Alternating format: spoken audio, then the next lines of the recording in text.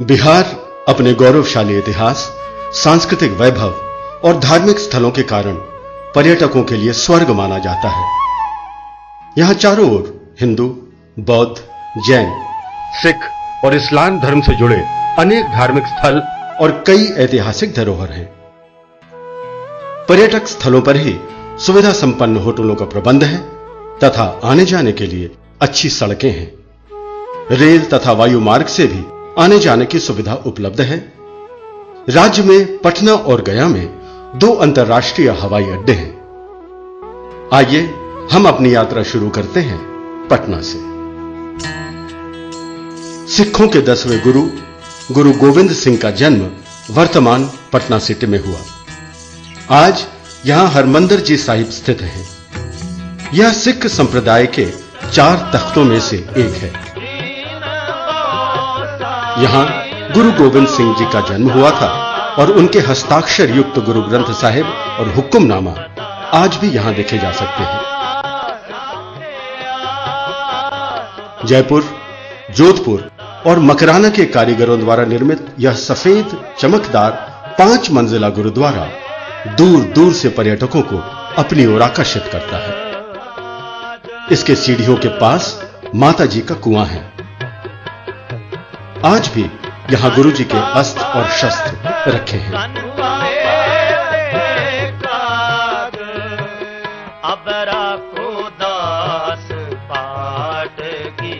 पटना से गया जाने के लिए सड़क मार्ग और रेल की सुविधा उपलब्ध है। सड़क से जाने पर गया के रास्ते में हमारा पहला पड़ाव है धनरुआ। धनरुआ अपने यहां मिलने वाली स्थानीय मिठाई लाई के लिए प्रसिद्ध है। गया जाते समय ज्यादातर लोग यहां कुछ देर के लिए जरूर रुकते हैं। धनरुआ से गया की दूरी तकरीबन 70 किलोमीटर है। गया एक ऐतिहासिक धर्म स्थल है। हिंदू मान्यता के अनुसार मरणोपरांत मोक्ष की प्राप्ति के लिए गया में पिंडदान करना अति आवश्यक है। 18वीं सदी में इंदौर की महारानी अहिल्याबाई ने यहां विष्णुपद मंदिर का निर्माण करवाया था। इसके वैदिक भाग में चांदी की अष्टभुजी द्रोणी में भगवान विष्णु के चरण चिन्ह स्थापित हैं। यहां पिंडदान कर लोग अपने पितरों के मोक्ष की कामना करते हैं। गया धर्म तथा संस्कृति का अद्भुत संगम है। संगीत में प्रसिद्ध गया घराने की गायकी का अपना अलग ही स्थान है।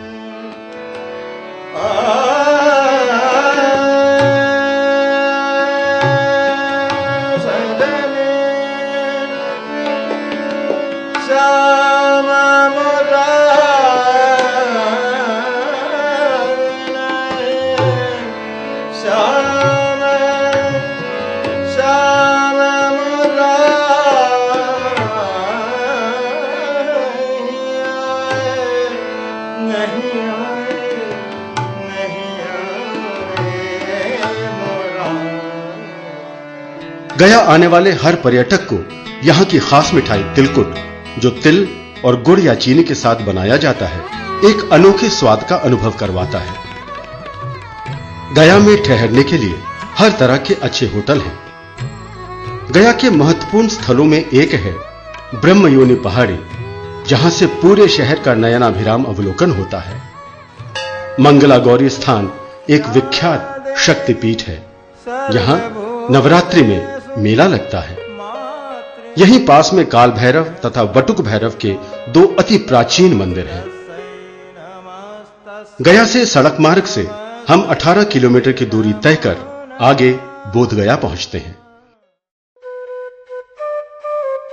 निरंजना नदी के तट पर बसा यह एक अंतर्राष्ट्रीय ख्याति प्राप्त बौद्ध धर्म स्थल है। यहां इसी जगह बोधि वृक्ष के नीचे राजकुमार सिद्धार्थ को बुद्धत्व की प्राप्ति हुई थी और आगे चलकर वो गौतम बुद्ध कहलाए। पूरे विश्व में बौद्ध धर्मावलंबियों के लिए यह एक महत्वपूर्ण तीर्थ स्थल है।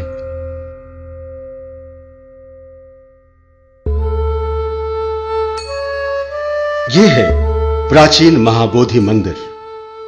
मंदिर के गर्भगृह में भगवान बुद्ध की स्वर्णमंडित भूमि स्पर्श मुद्रा में प्रतिमा स्थापित है।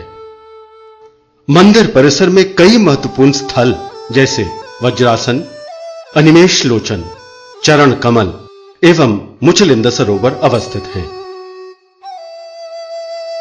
महाबोधि मंदिर के पास ही जापानी मठ, थाई मठ, चीनी मठ तथा श्रीलंका के मठ भी स्थित हैं। अपने अपने देश की स्थापत्य कला के सुंदर नमूने ये मंदिर आने वालों को शांति का संदेश देते हैं। जापान सरकार के सहयोग से निर्मित है यह 80 फीट की विशाल बुद्ध मूर्ति, जो बौद्ध दर्शन और ज्ञान की विशालता के प्रतीक समान है।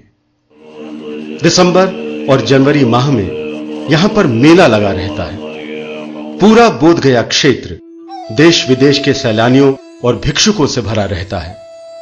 इन विदेशी पर्यटकों को ध्यान में रखकर यहां पर अनेक अंतर्राष्ट्रीय स्तर के होटल बने हैं, जहां पर विदेशी स्तर का रहन सहन एवं खान पान उपलब्ध है। पूरे देश से गया तथा बोध गया सड़क एवं रेल मार्ग से जुड़ा है। विदेशी पर्यटकों के लिए एक अंतर्राष्ट्रीय हवाई अड्डा भी है। मुख्य मंदिर के पीछे खुले क्षेत्र में अस्थायी रूप से अनेक जगहों पर खाने पीने की व्यवस्था है। यहां पर चाइनीज और थाई भोजन सस्ते दर पर उपलब्ध है। बोध गया से हम चलते हैं राजगीर की ओर। सड़क के दोनों ओर बसे छोटे छोटे गांव, हरे भरे जंगल और खेत हर आने वालों का मन मोह लेते हैं। वन एवं पर्वतों से घिरा यह एक दर्शनीय स्थल है। महाभारत काल के सम्राट जरासंध की राजधानी रही थी राजगीर। यह स्थान भगवान बुद्ध एवं भगवान महावीर दोनों को प्रिय रहे हैं। यहां पर गर्म जल के कई झरने हैं। गंधक मिश्रित जल होने के कारण यह अनेक रोगों को दूर करने की क्षमता रखता है। शीतकाल के लिए यह एक लोकप्रिय स्वास्थ्यवर्धक स्थल है। यहां के गिद्धकूट पर्वत पर भगवान बुद्ध ने बहुत समय बिताया था। इसी की चोटी पर बैठकर उन्होंने धर्मोपदेश दिए थे। पास ही रत्नागिरी पर्वत की चोटी पर विशाल विश्व शांति स्तूप जापान के बौद्ध संघ द्वारा बनवाया गया है। स्तूप के पास ही एक बौद्ध विहार का निर्माण भी किया गया है। शांति स्तूप की पैदल चढ़ाई मार्ग के साथ यहां जापान के फूजी गुरुजी द्वारा एक रज्जु मार्ग का निर्माण किया गया है, जो अब बिहार सरकार द्वारा संचालित किया जाता है। रज्जु मार्ग की यात्रा अत्यंत रोमांचक होती है। भगवान बुद्ध के भक्त बिंबिसार को उनके पुत्र ने बंदी बनाकर इसी कारागार में डाल दिया था। करीब 1858 वर्ग फीट में बने कारागार के भग्नावशेष इस बात के साक्षी हैं। यहां भगवान बुद्ध के निवास के लिए राजा बिंबिसार द्वारा एक विहार का निर्माण कराया गया था।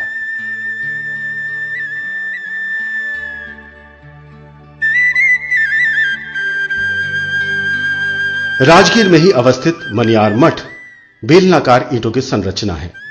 यहां पर परंपरागत शैली के कई मंदिर और भग्नावशेष हैं। मनियार मठ के बाद आगे की यात्रा में हम पहुंचे हैं स्वर्ण भंडार। लोगों का मानना है कि यहां प्राचीन खजाना छिपा है। इसके दीवारों पर अनजानी भाषा में खुदी हुई लिपि के बारे में कहा जाता है कि इसको पढ़ लेने पर इसका द्वार खोला जा सकेगा, परंतु आज तक इसे पढ़ा नहीं जा सका है। इतिहासकारों का मानना है कि ईसा के 200 वर्ष पूर्व जैन काल का यह एक प्राचीन धरोहर है। नानक कुंड के समीप के क्षेत्र में कभी गुरु नानक जी प्रवास किया करते थे। यहां पर बने गुरुद्वारे में सिख यात्री बड़ी संख्या में आते हैं।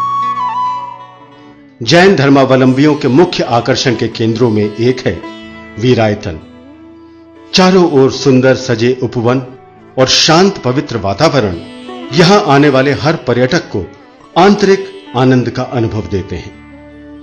यही वह स्थान है जहां श्री अमर मुनि महाराज जी जैन गुरु का आश्रम था। राजगीर में चारों ओर अनेक स्मृति स्थल हैं, जैसे रथ मार्ग, जहां रथ के पहियों के निशान अंकित हैं। इस भूमि पर जगह जगह दुर्लभ लिपि अंकित है, जिसका अर्थ अस्पष्ट है।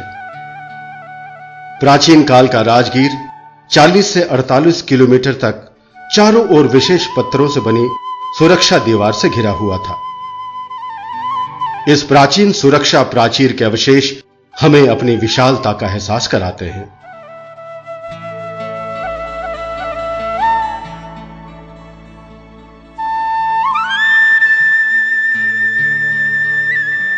विश्व में ज्ञान की ज्योति फैलाने वाला केंद्र नालंदा, यही स्थित है नालंदा विश्वविद्यालय के अवशेष। यहां आने के क्रम में हम एक छोटे से बाजार सिलाव से गुजरते हैं, जहां सड़क के दोनों ओर छोटी छोटी दुकानें बनी हैं। और आश्चर्य की बात है कि हर दुकान पर सजी है एक खास तरह की स्थानीय मिठाई, जिसका नाम है खाजा। खाजा का शाब्दिक अर्थ खा जा, यानी खाने वाली चीज, और सचमुच इसे चखने पर लगता है कि यह तो है ही खाने वाली चीज, खाजा। नालंदा के भग्नावशेष आज भी हमारे गौरवशाली अतीत की याद दिलाते हैं, जब विश्व के अनेक देशों के विद्वान यहां ज्ञान प्राप्ति के लिए आते थे। 5वीं शताब्दी में स्थापित यह विश्वविद्यालय 12वीं शताब्दी तक ज्ञान विज्ञान के प्रचार प्रसार का कार्य करता रहा। यहां पर 10,000 विद्यार्थी तथा 1,000 आचार्यों की रहने तथा पठन पाठन की व्यवस्था थी। पूरा नालंदा विश्वविद्यालय लगभग 14 हेक्टेयर भूमि में फैला हुआ था। यहां पर बहुत बड़ी संख्या में बौद्ध चैत्यों और पूजन गृह के अवशेष दिखते हैं। यहां एक विशाल पुस्तकालय भी था, जिसकी समृद्धि के बारे में कहा जाता है कि जब बख्तियार खिलजी ने इसमें आग लगा दी तो यह 6 महीने तक जलता रहा। विश्वविद्यालय में विद्यार्थियों के रहने, खाने तथा नहाने की अति उत्तम व्यवस्था थी। प्रयोगशाला कार्य तथा भोजन बनाने के लिए सामूहिक चूल्हों का प्रयोग होता था। विद्यार्थियों को उनकी वरीयता के अनुसार कमरों का आवंटन किया जाता था। भगवान बुद्ध के शिष्य सारिपुत्र की जन्मस्थली भी नालंदा ही रही है। नालंदा विश्वविद्यालय में 637 ईस्वी में चीन के विद्वान युवक वेनसांग ने प्रवेश किया। महान विद्वान 106 वर्षीय शीलभद्र उस समय नालंदा विश्वविद्यालय के कुलपति थे। यहीं वेनसांग ने महायान दर्शन का संपूर्ण अध्ययन किया। वेनसांग की याद में यहां चीन की सरकार के सहयोग से एक अत्यंत सुंदर मेमोरियल भवन का निर्माण किया गया है, जिसमें अनेक तरह के सामग्रियों का संग्रह किया